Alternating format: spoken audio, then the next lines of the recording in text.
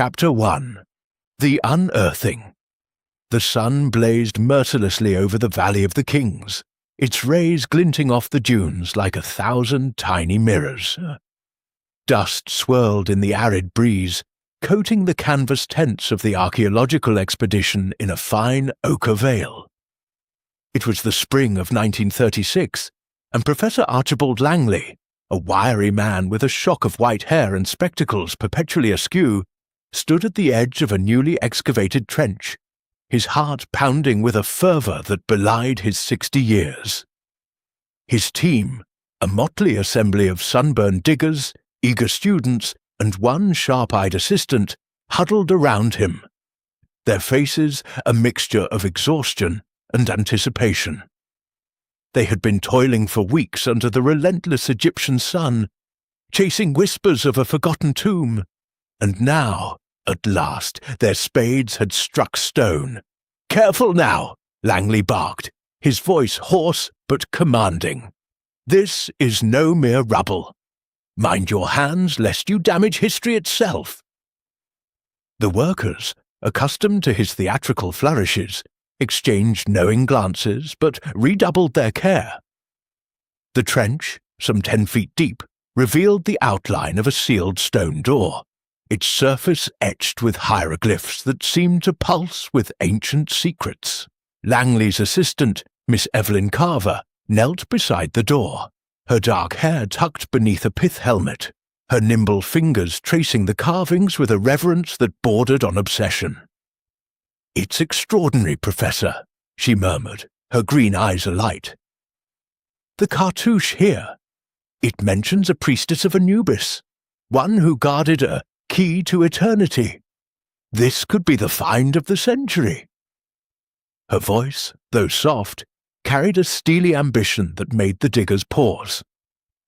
Evelyn was young, not yet 30, but her intellect and drive had already earned her a reputation in academic circles, and the quiet resentment of those who envied her proximity to Langley. The professor adjusted his spectacles, peering at the symbols. "Indeed, Evelyn, but let us not leap to conclusions.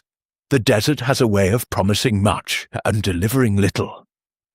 Yet his hands trembled as he brushed dirt from the door's edge, revealing a small, intricately carved recess. The workers fell silent, sensing the moment's weight. With a delicate chisel, Langley pried at the recess until, with a faint click, a panel gave way. From within, he extracted a small, heavy object wrapped in decayed linen. He unwound the cloth, and there, gleaming dully in the sunlight, was a copper key, no longer than a man's hand, its surface etched with swirling patterns and a single ominous hieroglyph, the Ankh, symbol of eternal life. A murmur rippled through the group. One of the diggers, a local man named Karim, crossed himself surreptitiously, muttering about curses. Langley, oblivious to superstition, held the key aloft, his eyes gleaming with triumph. "Gentlemen and lady," he added with a nod to Evelyn, "this is no ordinary relic. This is a key, yes, but to what? A tomb, a treasure, or something far greater?" His voice dropped to a whisper. "We shall take it to England, to Blackthorn Manor, where we may study it properly. The world must know of this." Evelyn's lips twitched, a fleeting expression that might have been a smile or a grimace. "Of course, Professor, but we must be cautious. Such a find will attract attention." Her gaze flickered to the horizon, as if expecting shadows to emerge from the dunes. Langley, lost in his visions of academic glory, did not notice. The journey back to England was fraught with delays. Sandstorms, bureaucratic wrangling over export permits, and a persistent sense of unease among the team. The copper key, now locked in a reinforced case, seemed to carry a weight beyond its physical form. Karim refused to touch it, whispering to his fellows about a curse that followed those who disturbed the dead. Evelyn, ever practical, dismissed such talk but kept the case close, her eyes darting to it whenever a stranger approached. By the time they reached London, the expedition's triumph had taken on a darker hue, tinged with whispers of theft and betrayal. Blackthorn Manor, Langley's ancestral pile in the misty hills of Dorset, was to be the stage for the key's unveiling. The Professor had invited a select group: Sir Reginald Blackthorn, his distant cousin, and a financier with a penchant for antiquities. Mrs. Clara Winthrop, a widowed heiress with a mysterious past and a fascination for Egyptology. Mr. Julian Hurst, a journalist whose sceptical articles had both mocked and publicised Langley's work. And Dr. Victor Mandel, a rival archaeologist whose envy of Langley was an open secret. Evelyn, ever the loyal assistant, was tasked with cataloguing the key's details, but her late-night sessions in the Manor's library suggested motives beyond mere scholarship. On the eve of the gala, as rain lashed the Manor's leaded windows, Langley stood in his study, the copper key resting on a velvet cushion. He had spent hours deciphering its engravings, consulting crumbling texts brought from Cairo. The ankh, he believed, was not merely symbolic but functional, a clue to a mechanism, perhaps a hidden vault. "Evelyn," he called, his voice echoing in the cavernous room, "fetch the papyri from the British Museum's loan. We must cross-reference the priestess's name before tomorrow's presentation." Evelyn appeared at the door, her face pale in the lamplight. "Professor, are you certain we should display the key so soon? We've barely begun to understand it. And I've heard rumours. People in the village, they speak of strangers asking questions." Her tone was measured, but her fingers twisted the hem of her sleeve, a rare sign of nerves. Langley waved a dismissive hand. "Nonsense, my dear. The key is safe here, under my roof.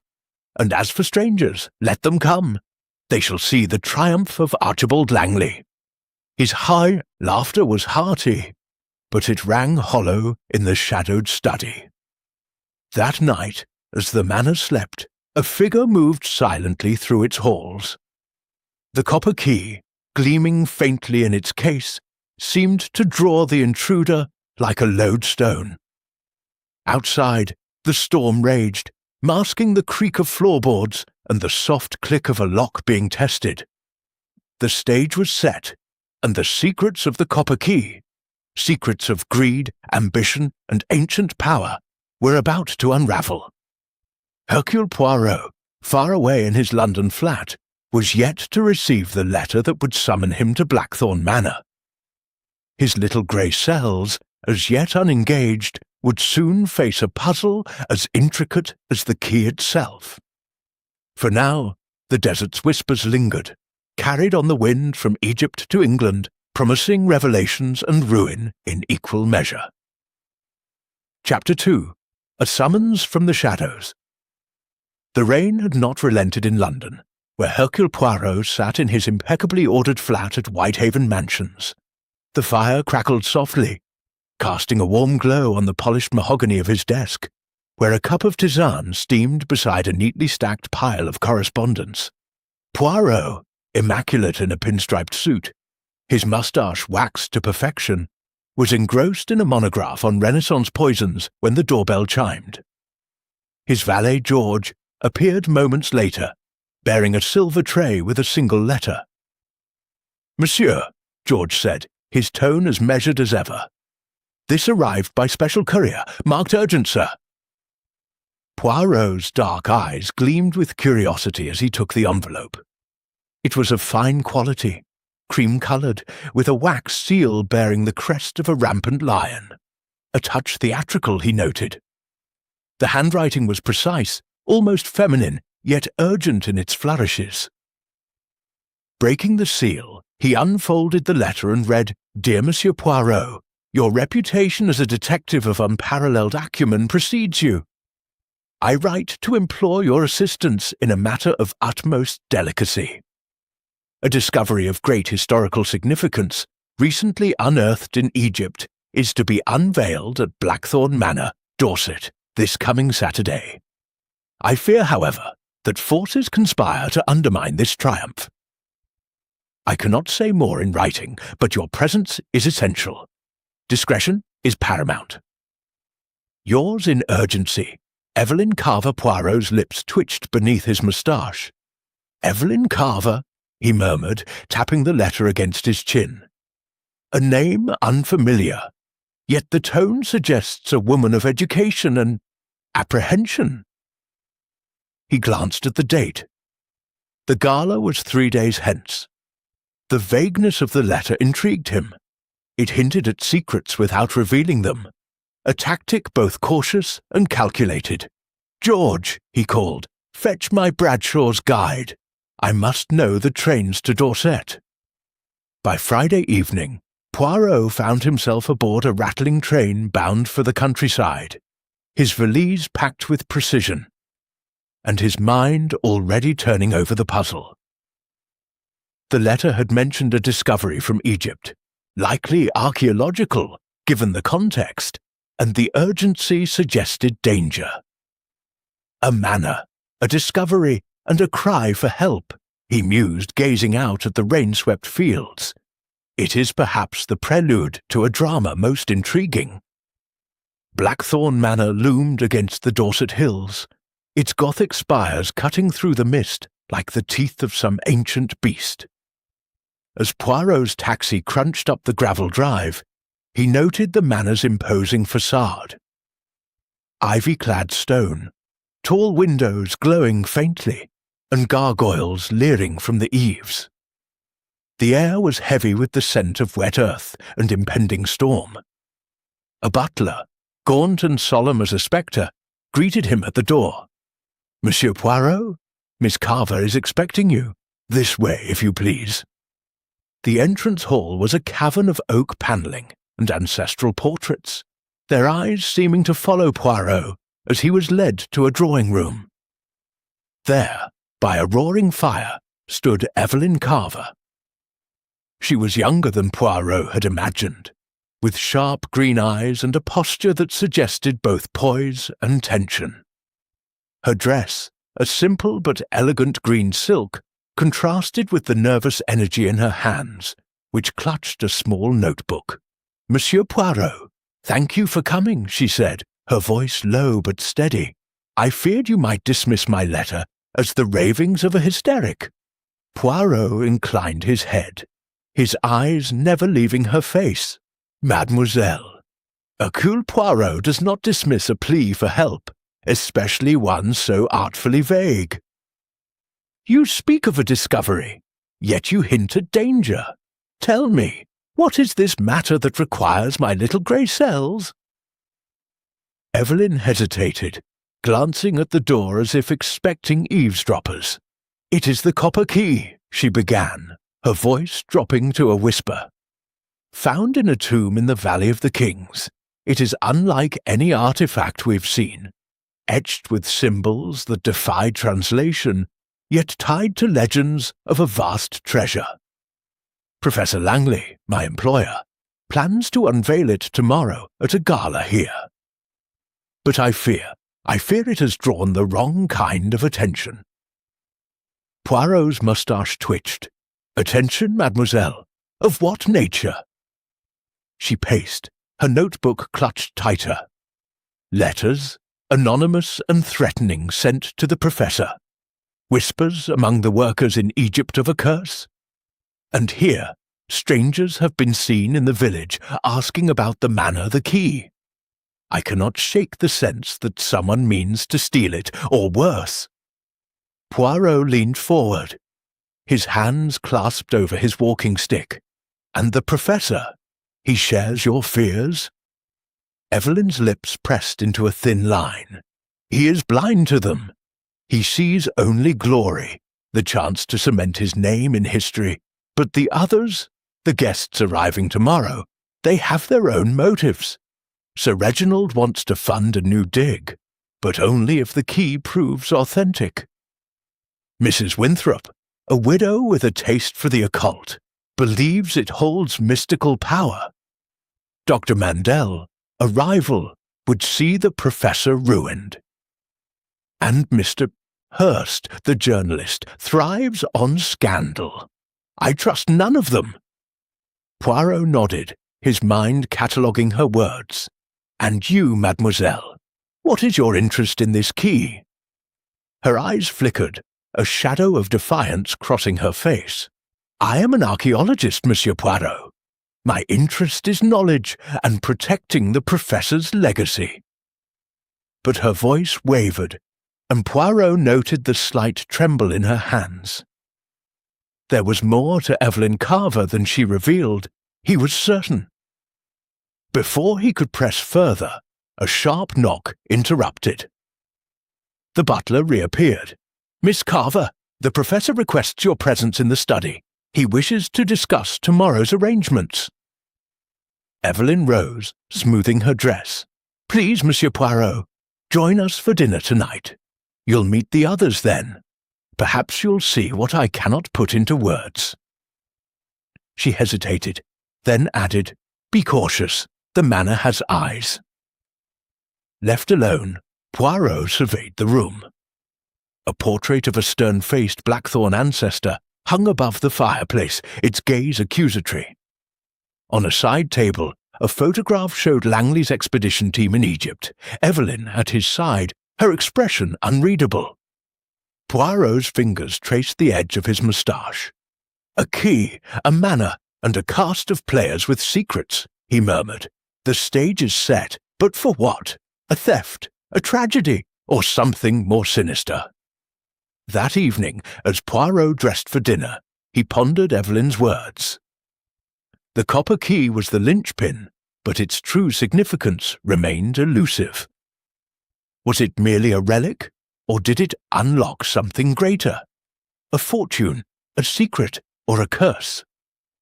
The rain battered the windows, and in the distance thunder rumbled like a warning. Hercule Poirot, the little Belgian detective, felt the familiar thrill of a mystery unfolding.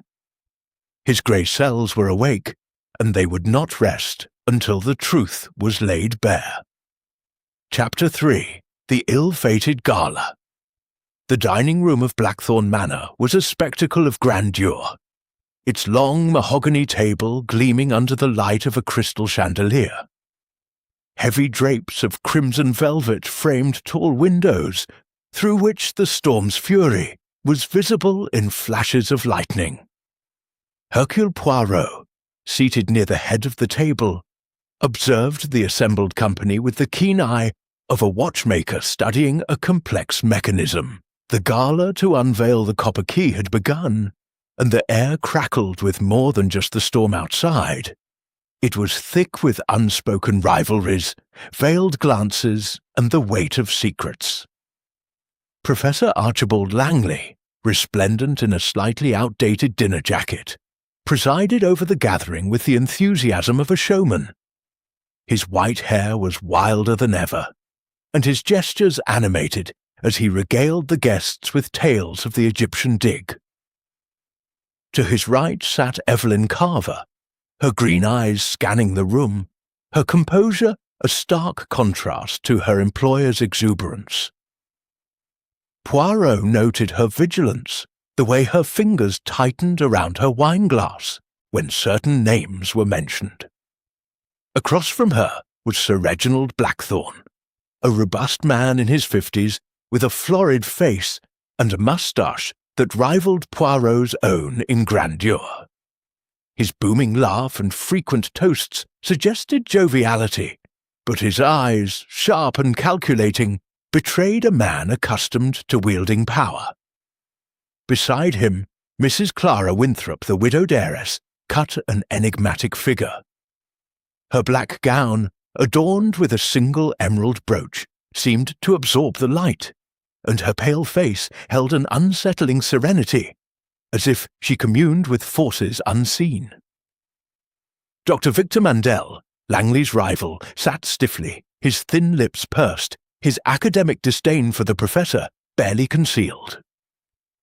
Finally, Mr. Julian Hurst, the journalist, lounged with a sardonic smile, his notebook discreetly tucked beside his plate, ready to capture any scandal. "Monsieur Poirot," Langley called, raising his glass, "it is an honour to have a detective of your renown among us. Though I trust your skills will not be needed tonight. Only the little grey cells for appreciating history." His laughter echoed, but Poirot detected a nervous edge. Poirot inclined his head, his voice smooth as velvet. "Monsieur le Professeur, I am here to observe and perhaps to understand. A discovery such as your copper key. It is a magnet for curiosity, n'est-ce pas?" His eyes swept the table, catching Evelyn's fleeting frown and Mandel's scowl. The meal progressed with the clink of silver and the murmur of polite conversation, but tension simmered beneath the surface. Sir Reginald pressed Langley for details on the key's potential value, his questions cloaked in geniality but probing for profit. "A fine investment, Archie, if it's authentic. You're certain it's not some Bedouin trinket?"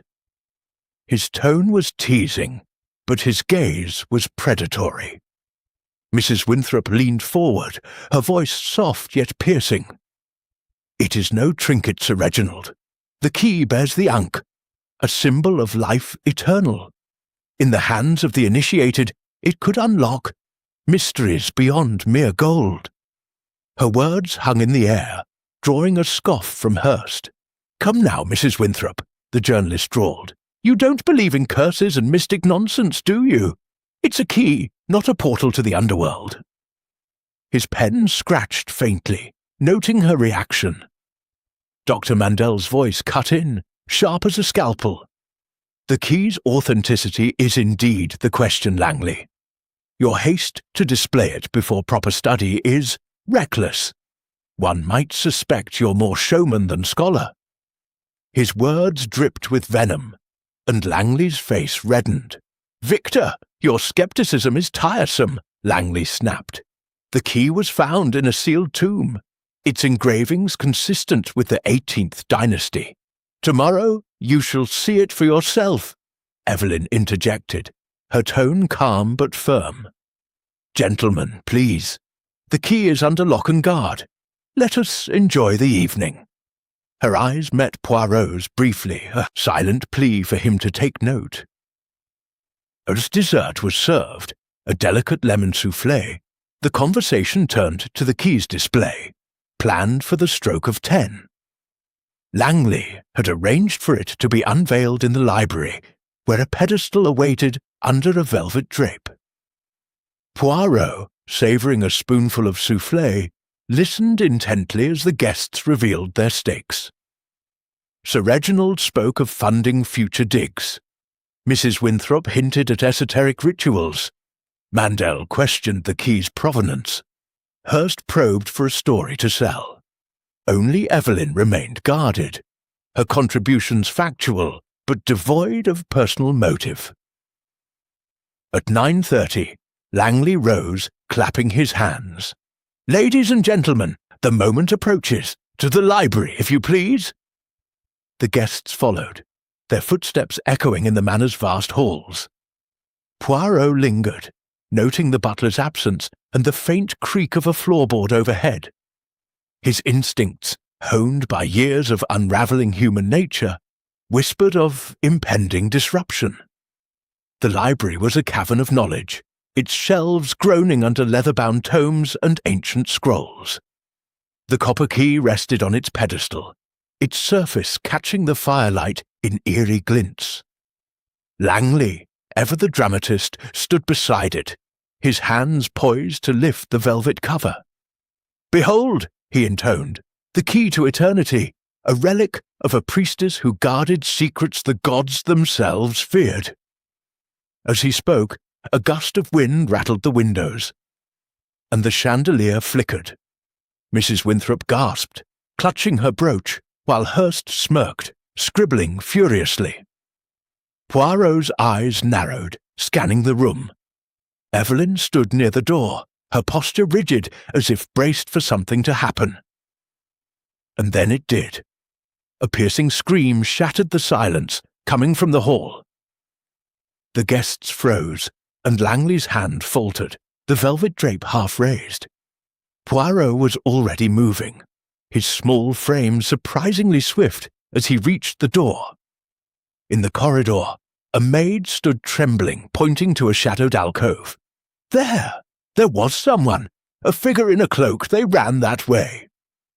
She gestured toward the east wing, where the manor's labyrinthine passages twisted into darkness. Langley blustered. Nonsense! Probably a trick of the light. Let us proceed! But Poirot held up a hand, his voice calm but commanding. Monsieur, I suggest we ensure the safety of your key and your guest, Poirot, before continuing. A figure in a cloak does not wander a manor without purpose.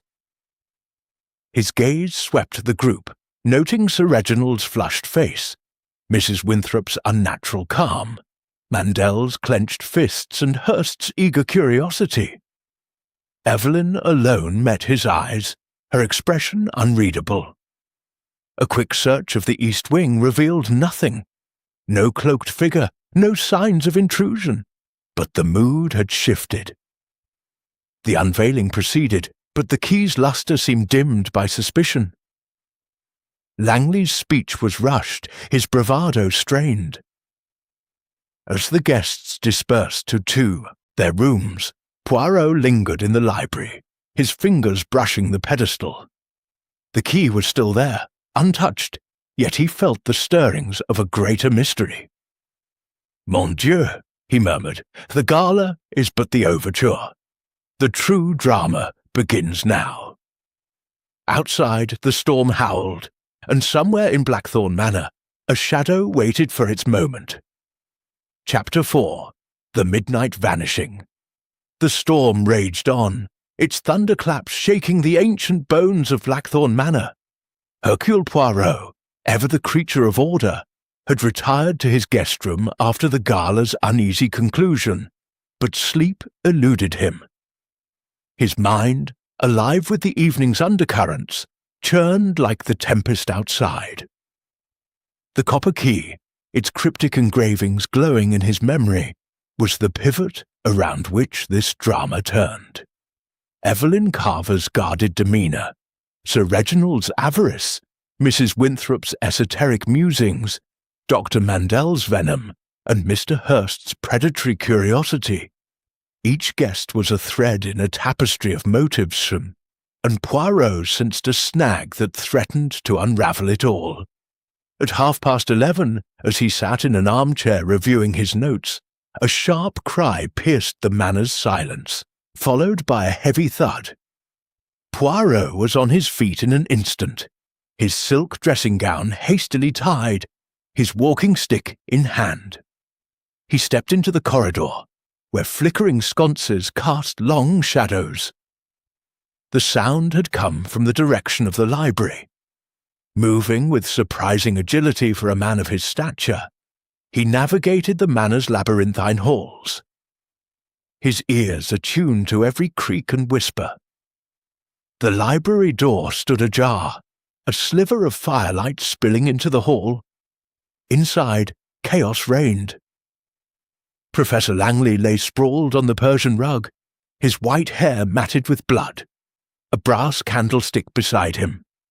The velvet-draped pedestal was bare. The copper key was gone. Evelyn Carver knelt beside the professor, her hands trembling as she checked his pulse. Her face, usually so composed, was ashen, her eyes wide with shock. "Monsieur Poirot!" she gasped, looking up. "I heard a noise and came at once. He's dead." Poirot knelt, his gloved fingers probing the scene with clinical precision. The wound on Langley's temple was deep, the candlestick's base stained crimson. A blow, swift and brutal, he murmured, delivered perhaps in haste. His eyes scanned the room. Bookshelves undisturbed, windows latched, no signs of a struggle beyond the professor's crumpled form. The fire burned low, casting eerie shadows that seemed to dance with secrets. Footsteps echoed, and the other guests appeared, drawn by the commotion. Sir Reginald, his nightshirt askew, bellowed, "Good God, what's happened?" Mrs. Winthrop, draped in a black shawl, stood silent, her gaze fixed on the empty pedestal. Dr. Mandel's face was a mask of grim satisfaction, quickly veiled, while Mr. Hurst, ever the opportunist, scribbled notes, his eyes gleaming with the promise of a headline. Oh! Poirot rose, his voice cutting through the murmurs. "Mesdames et messieurs, a crime has been committed. The professor is dead, and the copper key is missing. I ask that no one leaves this room until we have clarity." His tone, calm but unyielding, quelled any protest. He turned to Evelyn. "Mademoiselle, you were first here. Tell me precisely what occurred." Evelyn's hands twisted together, her voice unsteady. "I couldn't sleep. I was in my room, reviewing notes, when I heard a cry, muffled but sharp. I thought it came from the library, so I ran down. I found him, like this. The key was already gone." Her eyes darted to the pedestal, then back to Poirot, as if pleading for belief. Poirot nodded, his mind cataloguing her words. "And you saw no one else? No cloaked figure, as the maid reported earlier?" She shook her head, but her hesitation was a fraction too long. Poirot filed it away, turning to the others. "And you? Where were you when this cry was heard?" Sir Reginald blustered. "In my room, of course. Fast asleep until the commotion woke me." Mrs. Winthrop's voice was eerily calm. "I was meditating in my chamber. The energies of this house are disturbed." Mandel claimed to have been reading in the West Wing, while Hurst, with a smirk, admitted to sneaking a cigarette in the conservatory to clear my head. Poirot's eyes narrowed. "Bon, we shall verify these accounts, but first, the key. It was under lock, n'est-ce pas?" He gestured to the pedestal, where a small, ornate lockbox lay open, its mechanism intact. Evelyn nodded. The professor kept the only key to the box on his person. "It should be," she faltered, pointing to Langley's waistcoat pocket. Poirot, with delicate precision, extracted a small brass key, still warm from the professor's body. The lockbox showed no signs of tampering. The thief had used the key. A curious detail, Poirot mused. The murderer takes the key from the professor, unlocks the box and removes the copper key, all in moments, yet leaves no trace of entry or exit. He glanced at the windows again, then at the heavy oak door. Unless the murderer is still among us. A gasp rippled through the group. Mrs. Winthrop clutched her shawl, murmuring about curses. Sir Reginald's face reddened, and Mandel's eyes darted to the shadows. Hurst, undeterred, jotted down Poirot's words, muttering, "This'll sell papers for weeks." Poirot summoned the butler, who confirmed that all external doors were locked, and no servants had seen intruders since the maid's earlier sighting.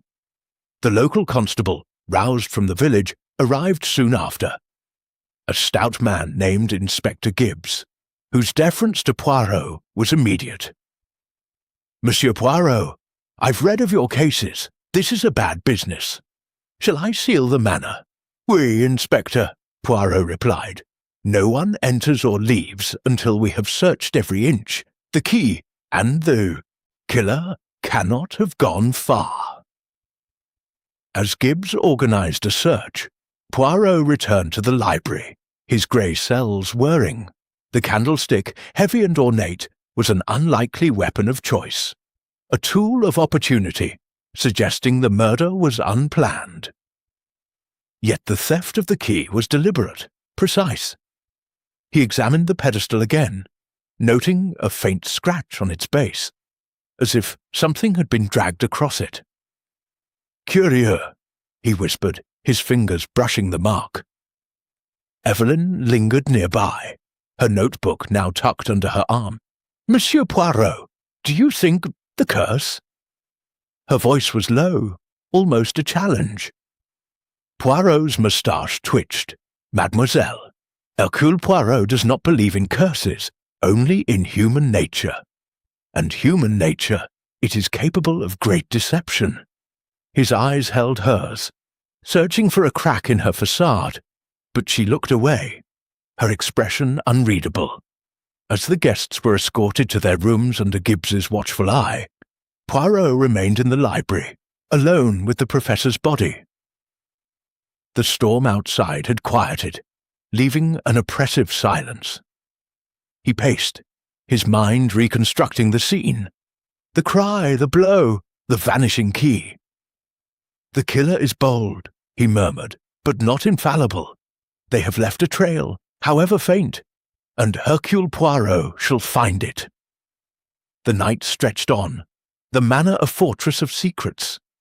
Somewhere within its walls, the copper key lay hidden, its engravings whispering of ancient power and modern betrayal.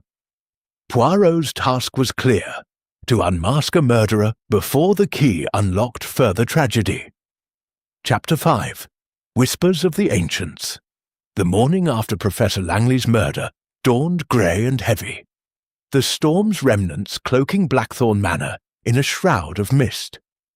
Hercule Poirot stood in the library, where the air still carried the faint metallic tang of blood.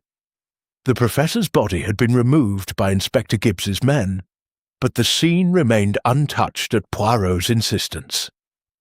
The empty pedestal, its lockbox yawning open, mocked the room's sombre silence. The copper key was gone, and with it the promise of answers, or so it seemed. Poirot, however, believed the key's secrets lingered in the manor, encoded not just in metal, but in the minds and motives of its inhabitants. He had risen early, his mind restless, and requested Evelyn Carver to bring the papyri and notes from the Egyptian dig. She arrived promptly, her face pale but composed, carrying a leather portfolio stuffed with yellow documents. "Monsieur Poirot," she said, setting the portfolio on a table, "these are the professor's translations and my own notes on the key. I hope they help." Poirot inclined his head, his eyes sharp. "Mademoiselle, every detail is a thread in the tapestry of truth. Let us see what these ancients have to whisper."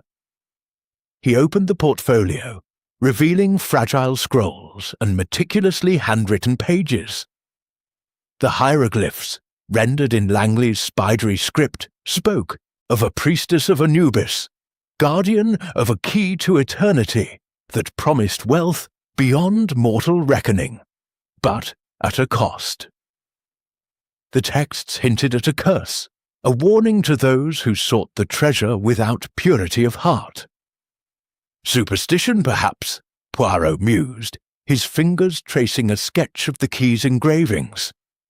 Yet the professor believed this key unlocked something tangible, n'est-ce pas?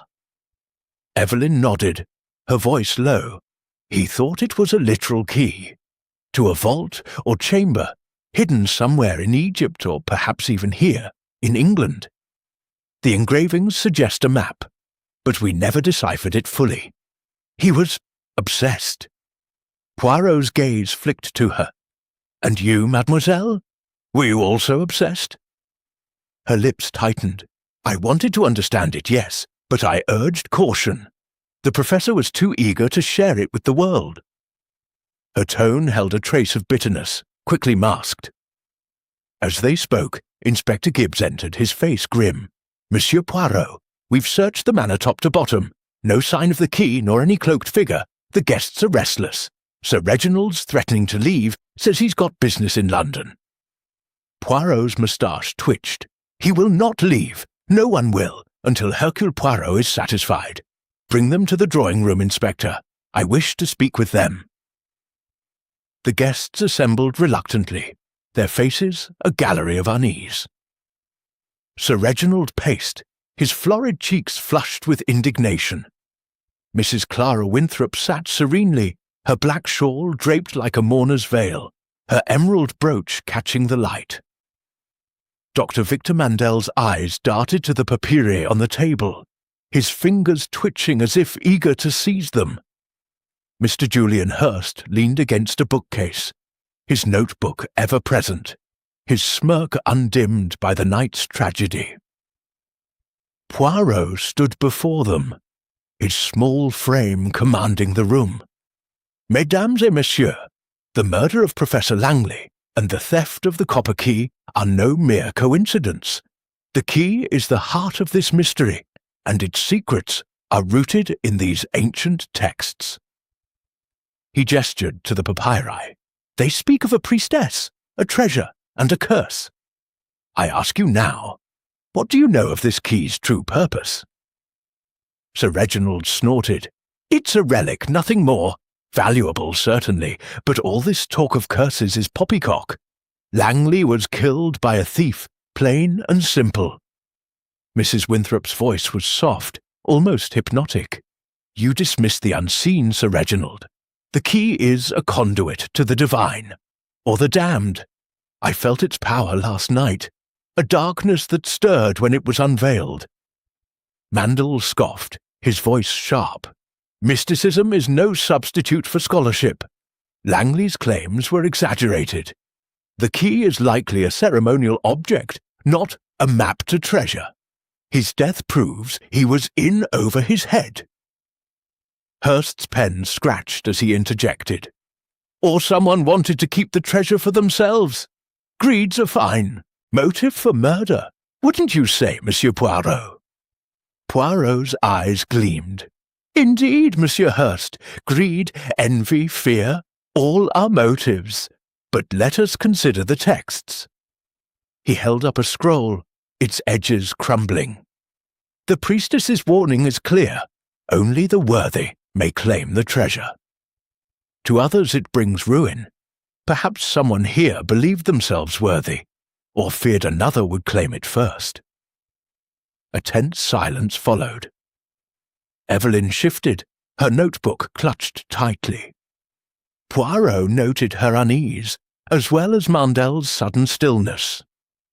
He continued, The key's engravings are a puzzle, but puzzles have solutions. I propose we study them further, together. If the thief is among us, they will betray themselves. The suggestion drew protests. Sir Reginald blustered about wasting time. Mandel insisted the texts were incomplete. But Mrs. Winthrop's eyes lit with an unsettling fervour. I have studied the old ways, she said. Let me assist. The key's symbols may align with rituals I know. Poirot nodded, masking his scepticism. Very well, madame. Mademoiselle Carver, you will guide us through the professor's notes. We begin now. For the next hour, the group pored over the papyri, though tension hung heavy.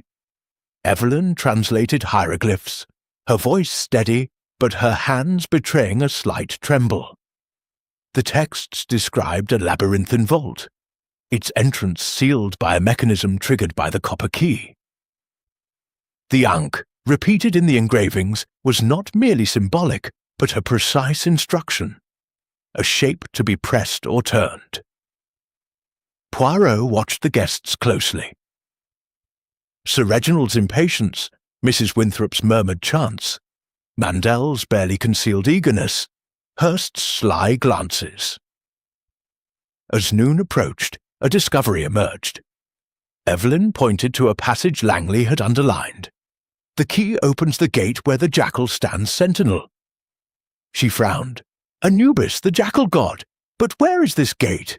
In Egypt or elsewhere? Mrs. Winthrop's voice was a whisper. The manor. It must be here. Blackthorn's foundations date back centuries, older than this house. There could be a chamber below. Poirot's eyes narrowed. An intriguing theory, madame. We shall investigate. But first, a question. Who among you visited the library last night, after the gala? The question hung like a guillotine. Sir Reginald claimed to have retired immediately. Mrs. Winthrop spoke of meditation. Mandel and Hurst repeated their earlier alibis.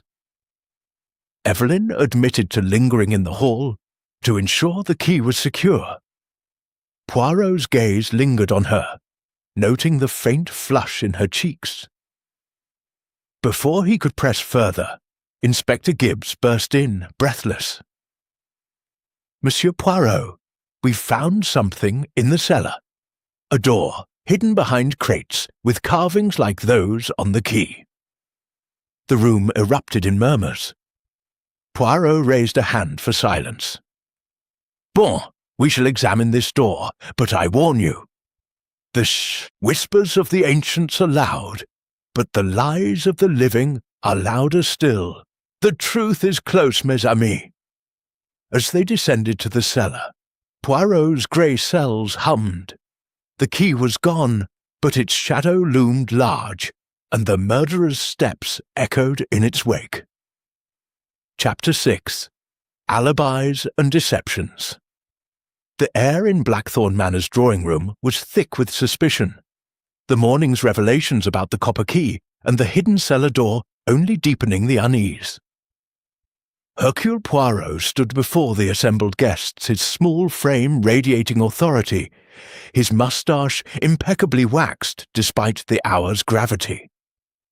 The storm had abated, leaving a damp chill that seemed to seep into the manor's very stones. Professor Langley's murder and the key's theft hung over the group like a guillotine, and Poirot, with his little grey cells in full motion, was determined to cut through the tangle of lies. Inspector Gibbs, red-faced from his exertions in the cellar, stood by the door, his notebook open. The guests, Sir Reginald Blackthorne, Mrs. Clara Winthrop, Dr. Victor Mandel, Mr. Julian Hurst, and Evelyn Carver, sat in a semicircle, their faces a gallery of guarded expressions. The papyri and notes from the Egyptian dig lay spread on a table, their cryptic symbols a silent accusation. Poirot's eyes swept the room, noting every twitch, every glance, as he prepared to probe the alibis given the night before.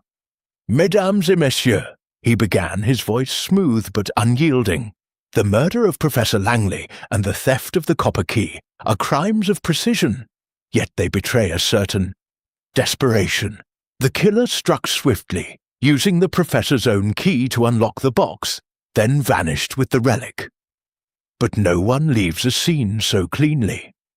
I will now examine your accounts of last night, and I warn you, Hercule Poirot has no patience for deception."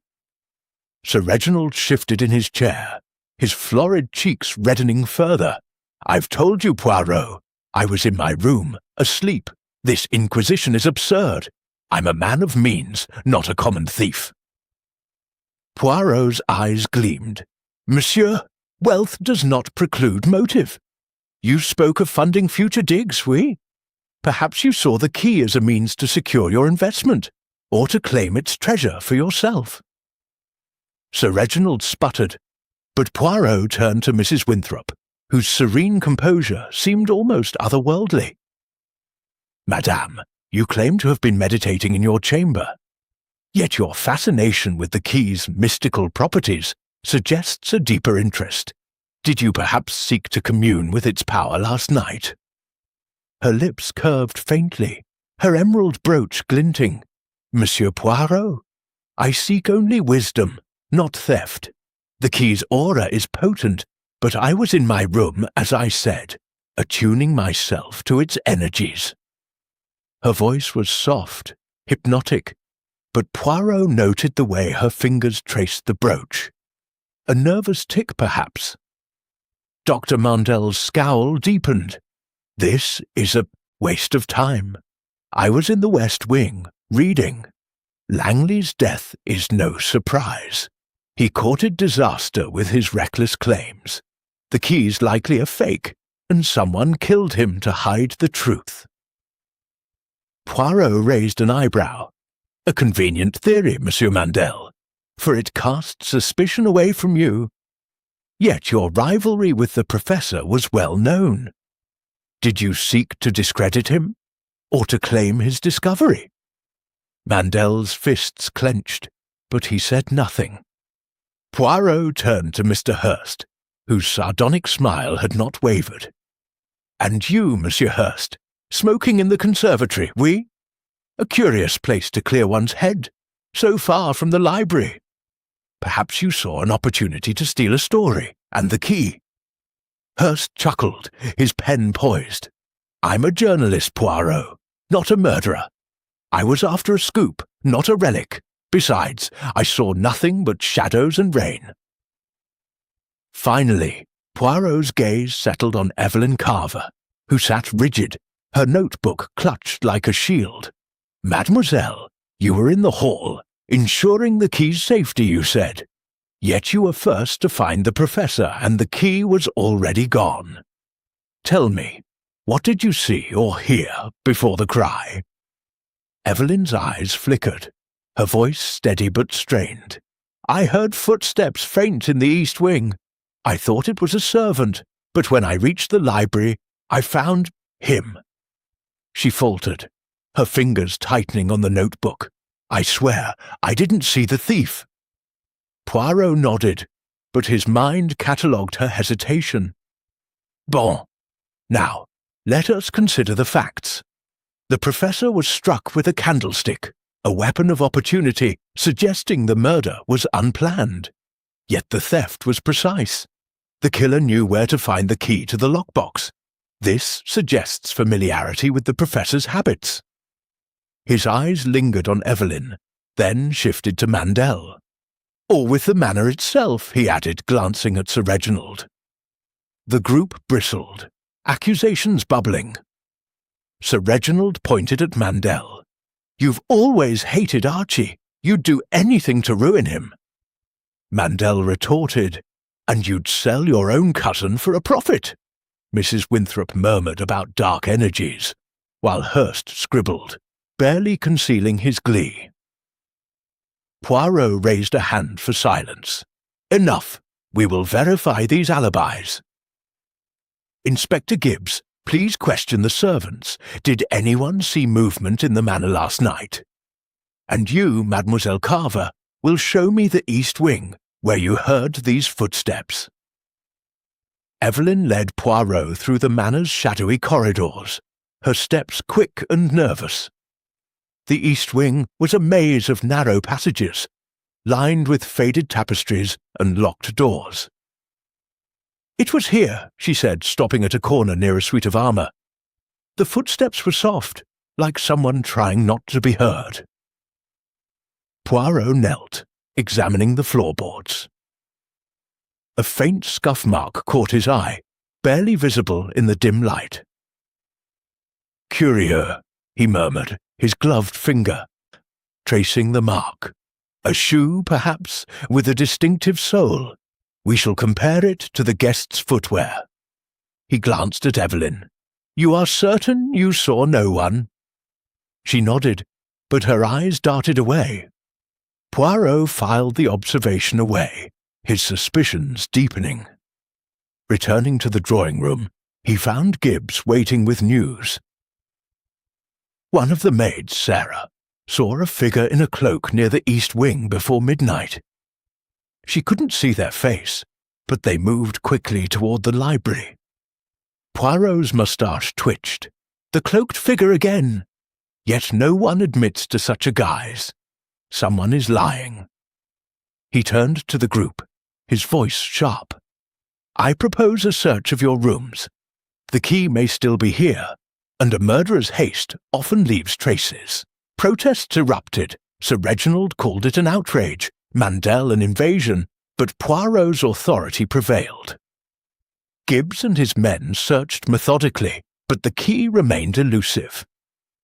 In Mrs. Winthrop's room, however, they found a curious item. A small vial of belladonna, hidden in a jewellery box. For my health, she claimed, but Poirot's eyes narrowed. Belladonna was a poison, and its presence was no coincidence.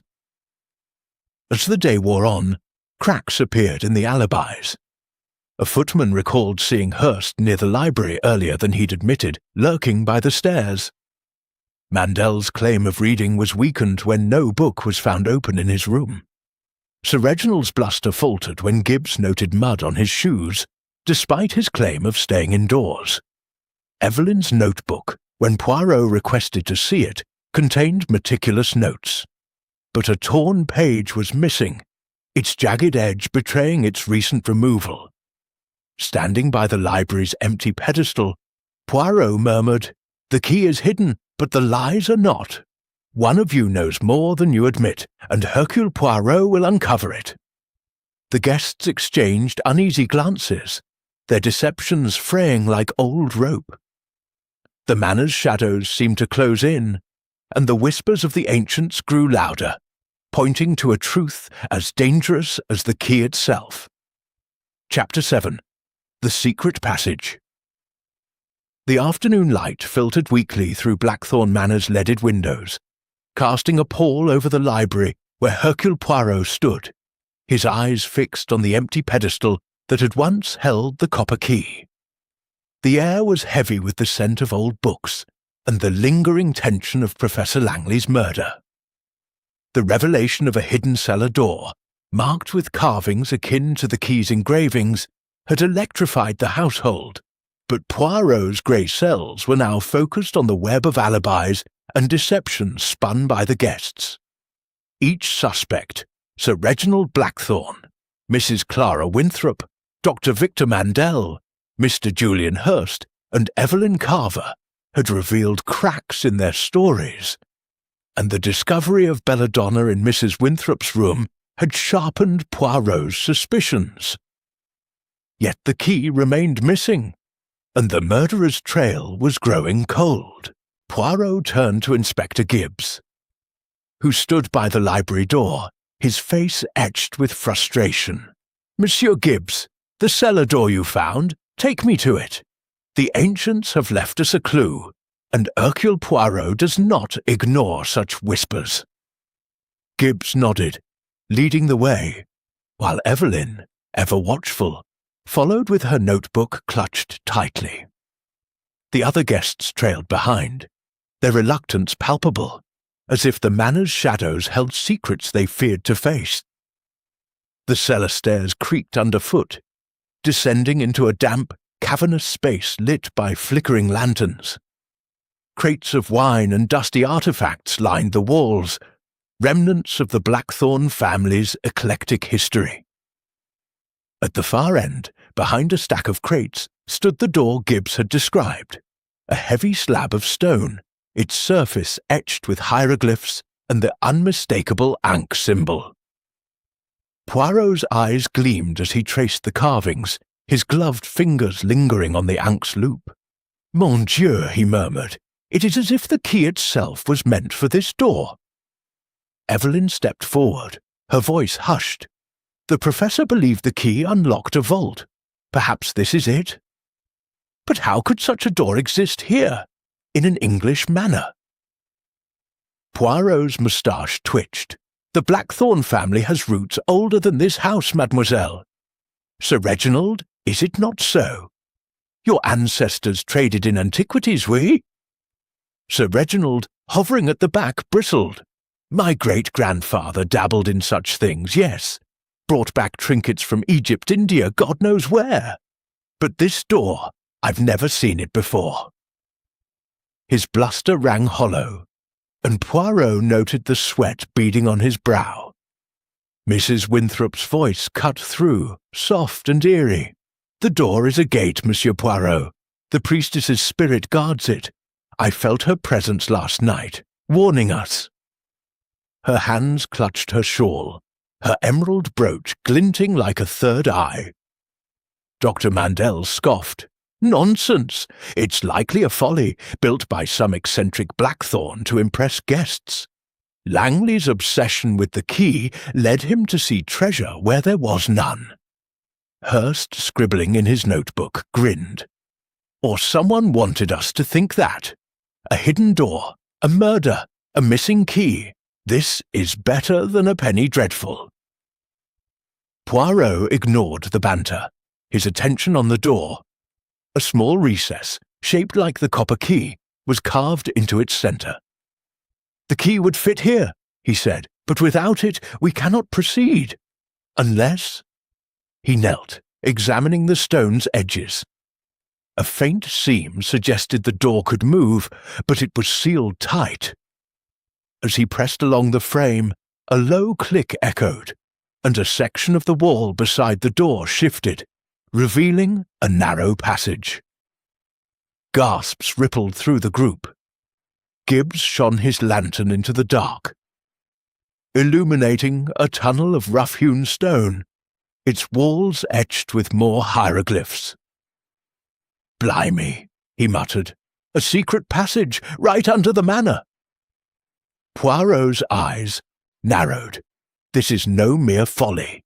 Someone knew of this passage. Perhaps the killer used it to escape the library unseen. He turned to the group, his voice sharp.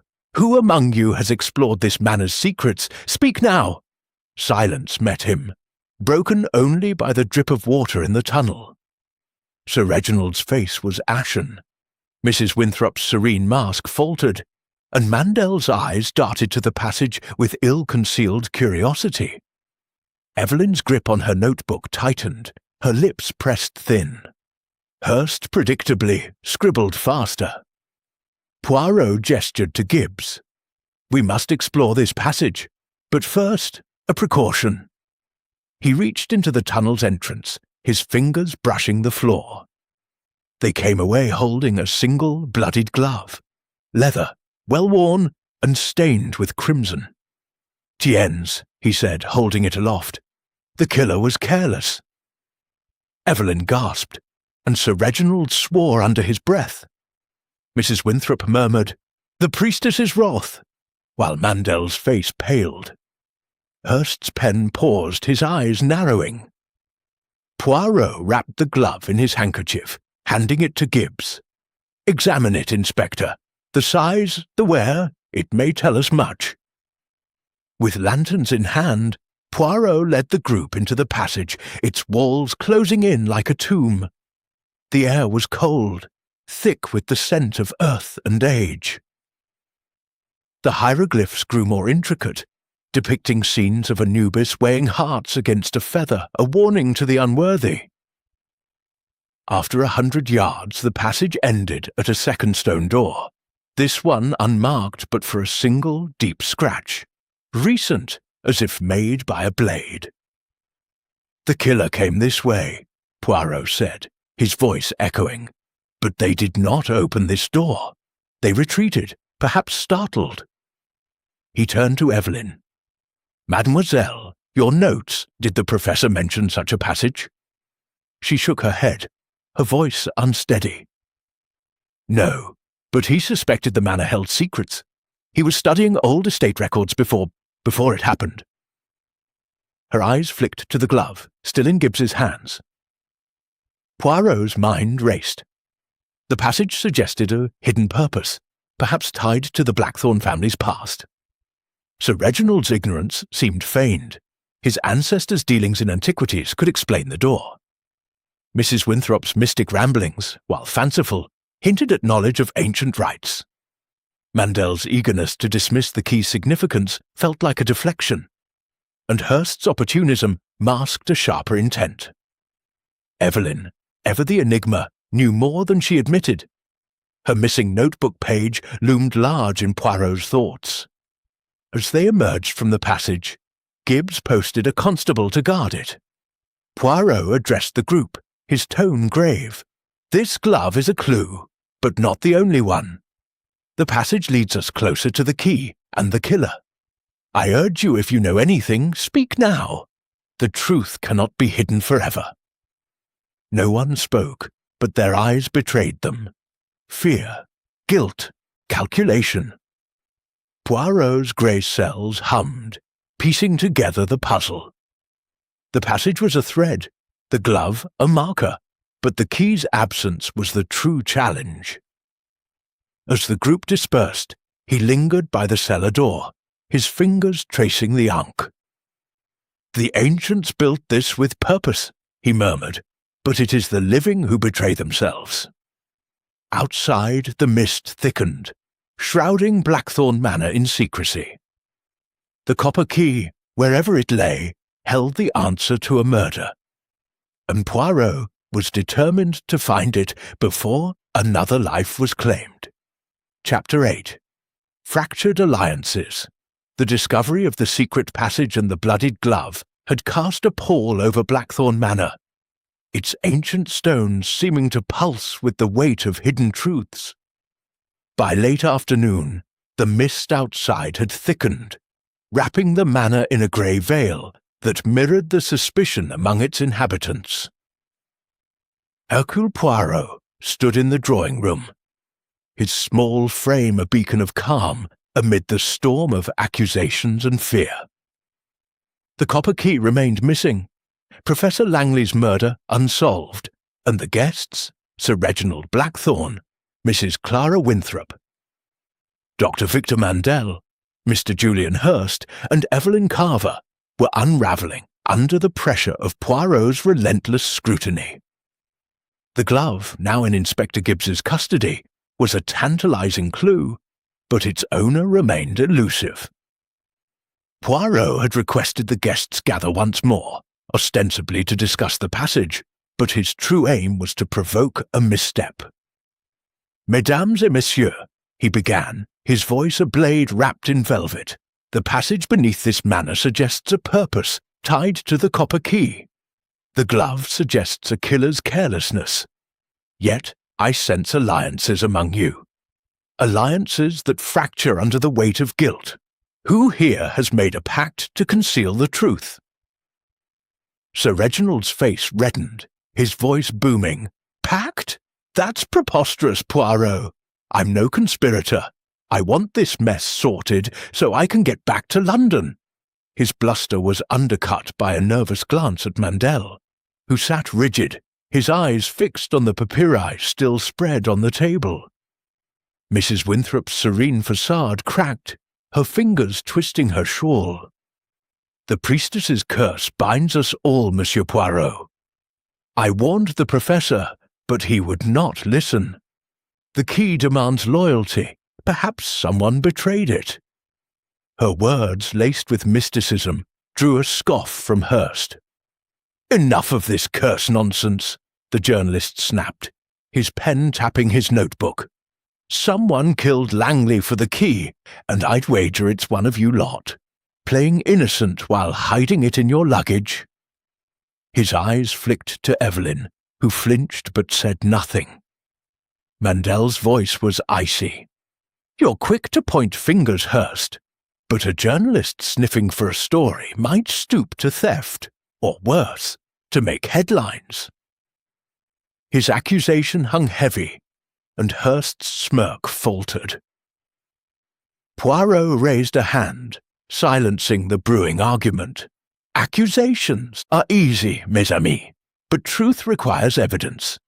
Let us examine the glove. Inspector Gibbs, s'il vous plaît." Gibbs produced the bloodied glove, wrapped in a cloth. It was small, finely made, suggesting a woman's hand, or a man with slender fingers.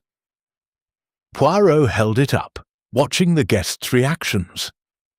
Evelyn's breath caught, Mrs. Winthrop's eyes widened, and Mandel's jaw tightened. "This glove," Poirot said, "was found in the passage near the cellar door.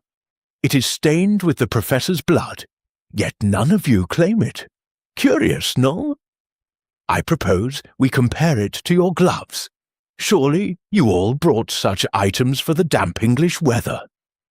The suggestion sparked chaos. Sir Reginald protested, claiming he wore only hunting gloves, too large for the one found. Mrs. Winthrop admitted to owning several pairs, but insisted none were missing. Mandel produced a pair of worn leather gloves, too large and unbloodied. Hurst, with a theatrical flourish, declared he never wore gloves, too fussy for a scribbler. Evelyn hesitated, then offered a pair of delicate grey gloves from her room, similar in style, but pristine. Poirot's eyes lingered on her. "Mademoiselle Carver, you were quick to find the professor, quick to hear footsteps. Yet your gloves are clean. Tell me, have you another pair, perhaps, mislaid?" Her face paled, but her voice was steady. "No, Monsieur Poirot. Those are my only gloves. I was in the hall, as I said, but I saw nothing." Her fingers clutched her notebook, and Poirot noted the faint tremble. Before he could press further, a scream echoed from the dining room. The group rushed to find a maid, Sarah, clutching a tray, her face white. "Poison!" she gasped, pointing to a glass of sherry on the table, its contents clouded. "I poured it for Mrs. Winthrop, but I tasted it first. Habit, you see, and my tongue's burning." Poirot seized the glass, sniffing it cautiously. The acrid scent confirmed his suspicion.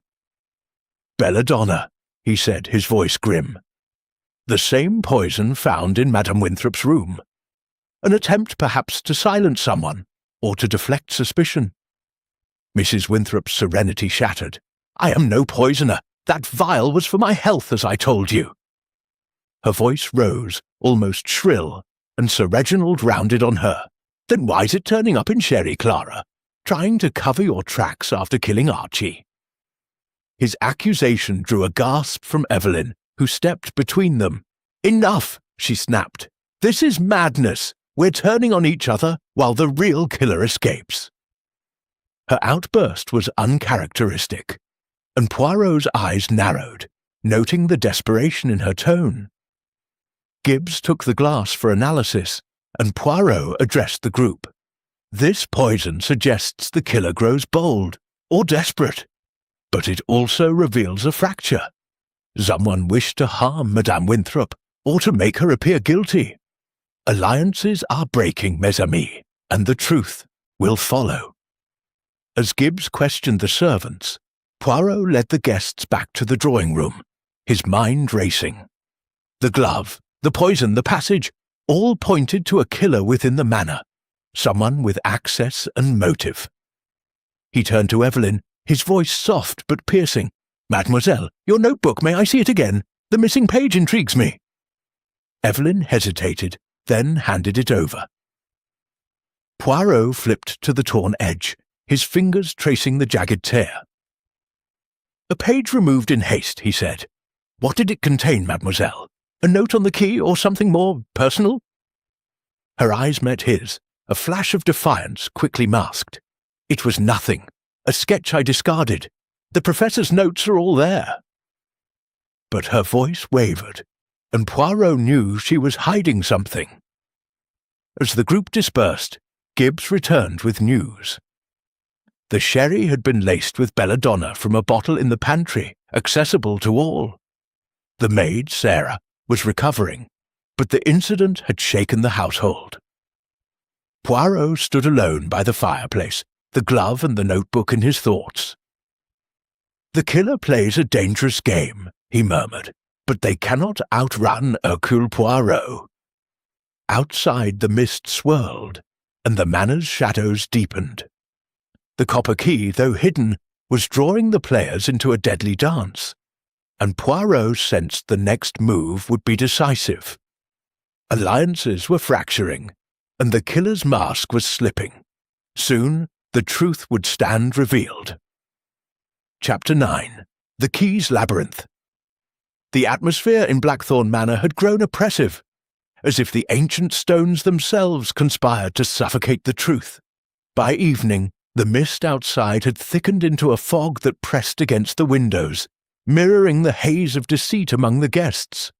Hercule Poirot stood in the library, his sharp eyes fixed on the papyri spread before him, their hieroglyphs whispering of a labyrinthine vault and a copper key that promised both treasure and doom. Professor Langley's murder, the theft of the key, the bloodied glove, and the poisoned sherry had woven a tapestry of intrigue, and Poirot's grey cells were now poised to unravel its final threads. The discovery of the secret passage and the stone door in the cellar had shifted the mystery's focus, and Poirot sensed the climax was near. He had summoned the guests Sir Reginald Blackthorne, Mrs. Clara Winthrop, Dr. Victor Mandel, Mr. Julian Hurst, and Evelyn Carver to the library, where the empty pedestal stood as a silent accusation. Inspector Gibbs flanked him, clutching the bloodied glove, while a constable guarded the door. The group's faces were a study in strain. Sir Reginald's bluster had dulled to a sullen scowl. Mrs. Winthrop's mystic calm was fraying. Mandel's academic disdain masked unease. Hurst's smirk hid a predatory alertness, and Evelyn's guarded composure was cracking under Poirot's relentless scrutiny. "Mesdames et messieurs," Poirot began, his voice a sure, quiet thunder. "The copper key is more than a relic. It is a map to a truth that someone here seeks to bury. The passage in the cellar, the door marked with the ankh, suggests a vault hidden beneath this manor. Tonight, we will decipher the key's engravings, for they hold the path to both treasure and murderer." He held up a sketch of the key, copied from Evelyn's notes before its theft. The swirling patterns and ankh symbol were meticulously drawn, alongside Langley's translations. "The texts speak of a labyrinth," Poirot continued, "guarded by Anubis, where the key unlocks a gate. But the engravings are a cipher, a sequence of turns, perhaps, or a mechanism. Mademoiselle Carver, you studied these closely with the professor. What did he discover?" Evelyn's hands tightened on her notebook, her voice low. "He believed the engravings mapped a path, left, right, forward, back, in a specific order. The ankh was the final step, a trigger to open the gate, but we never found the labyrinth's entrance." Her eyes flicked to the floor, avoiding Poirot's gaze. Mrs. Winthrop leaned forward, her voice a whisper. "The labyrinth is here, beneath us. The priestess's spirit guides the worthy. I can perform a ritual to reveal the path." Her emerald brooch glinted, and Poirot noted the fervour in her eyes, a mix of belief and desperation. Mandel snorted. "Rituals? This is archaeology, not witchcraft." Langley's theories were fanciful at best. The key's probably a decorative piece, and this labyrinth a myth. His words were sharp, but his fingers twitched, betraying his interest. Hurst grinned, his pen scratching. "Myth or not, someone killed for it, and that glove says they're not done yet." He nodded at the bloodied glove in Gibbs's hand, his eyes darting to Evelyn. Sir Reginald pounded the table. "Enough theorizing. If there's a vault, let's open it and be done with this nonsense. I've got business waiting." His impatience rang hollow, and Poirot noted the sweat on his brow. "Patience, monsieur," Poirot said. "We shall explore the cellar again, but first, a test." He produced a replica of the key, crafted by a local blacksmith based on Evelyn's sketch. It was crude, lacking the original's finesse, but its shape matched the recess in the cellar door. "If the engravings are a map, this may guide us, but I warn you, the killer is among us, and they will not welcome our success." The group descended to the cellar, lanterns casting eerie shadows on the stone walls. The carved door loomed, its ankh symbol stark in the flickering light. Poirot inserted the replica key into the recess, turning it slowly. A grinding noise echoed, and the door shuddered but did not open. He traced the engravings on the sketch, murmuring, "Left, right, forward. The sequence is incomplete. We need the true key." As he spoke, a low rumble shook the cellar, and a section of the wall beside the door slid, open, revealing a narrower passage than the one found earlier. Dust billowed, and Gibbs's lantern illuminated a spiralling staircase descending into darkness. "Blimey," he muttered, "another secret!" Poirot led the way, his steps deliberate. The staircase twisted downward, its walls etched with warnings, "The unworthy shall perish." The air grew colder, heavier, as if the manor's secrets pressed against them. At the bottom, they found a chamber, its floor a mosaic of interlocking ankh symbols. In the centre stood a stone plinth, its surface marked with a slot for the key, and a faint smear of blood. "The killer was here," Poirot said, his voice echoing.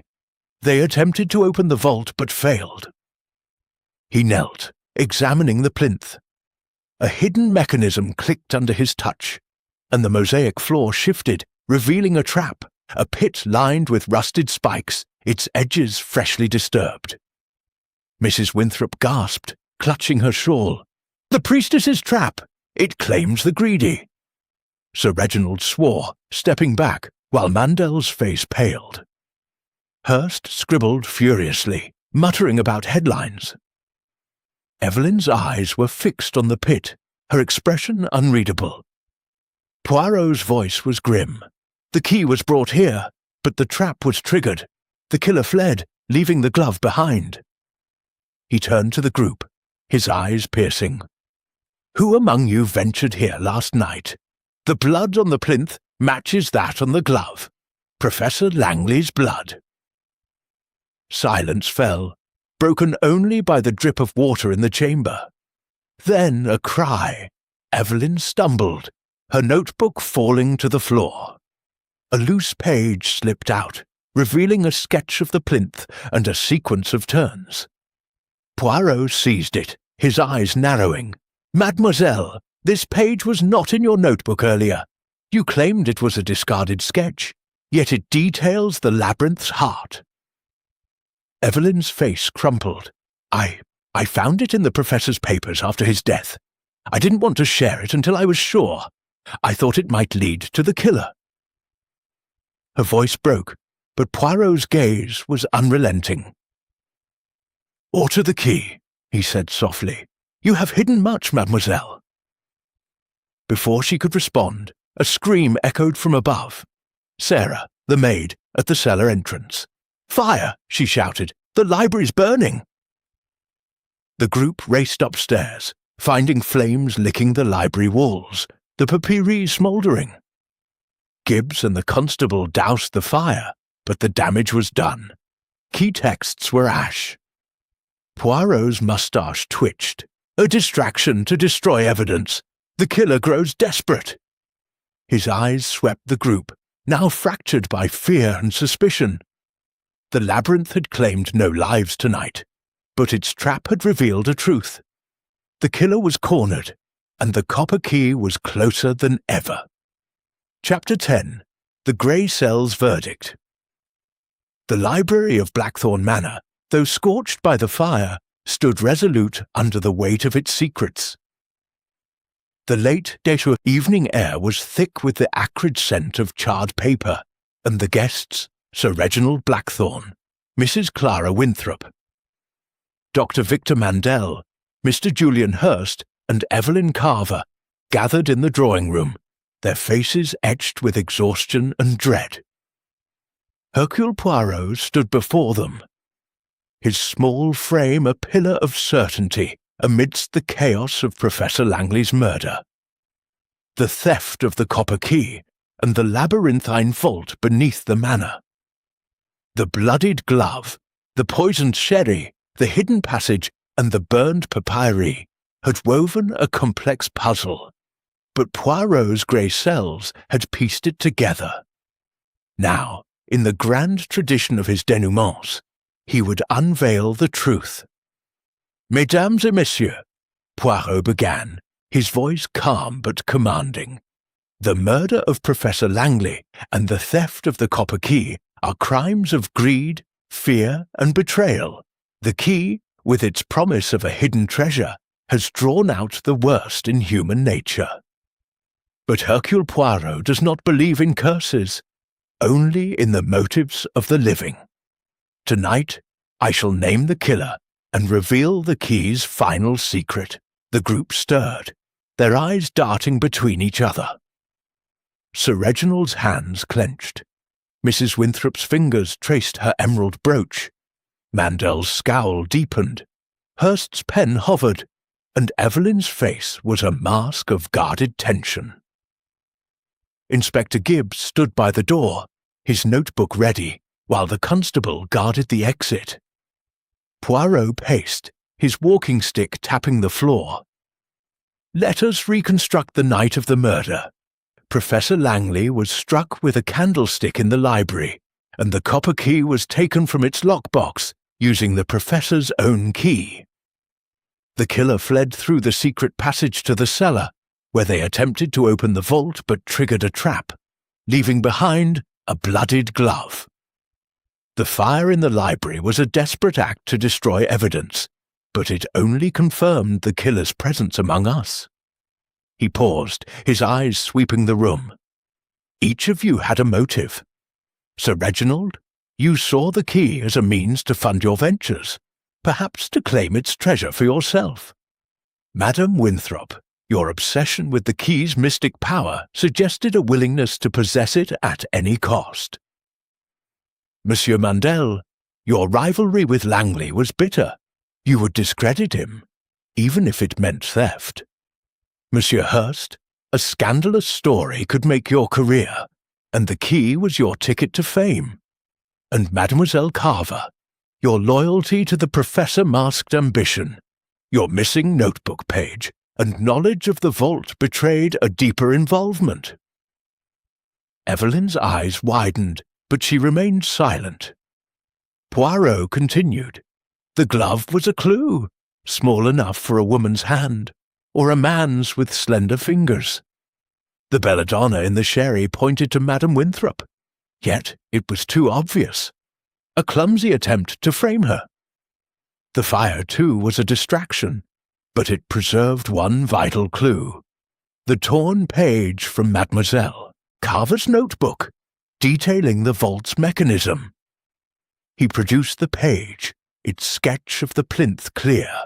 This page, Mademoiselle, you claimed was a discarded sketch, yet it holds the key's sequence, left, right, forward, Ankh.